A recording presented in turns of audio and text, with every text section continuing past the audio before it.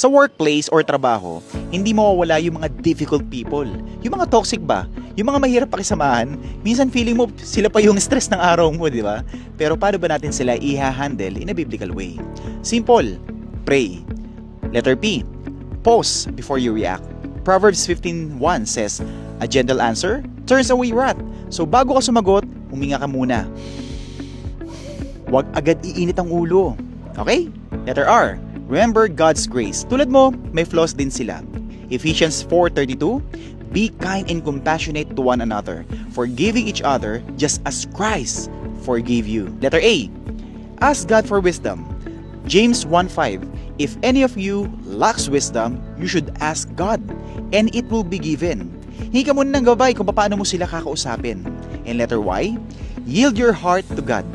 Surrender po natin yung pride po natin at yung pain po natin sa ating Panginoong Diyos. Siya ang bahala sa hustisya. Romans 12:19, do not take revenge because it is mine to avenge. I will repay, says the Lord. So kapatid, next time na meron kang ka-work na pasaway, tandaan mo, pray, not fight back. Dahil kapag si Lord ang kasama mo, kahit gaano kahirap ang tao, kaya mong mahalin at pakisamahan.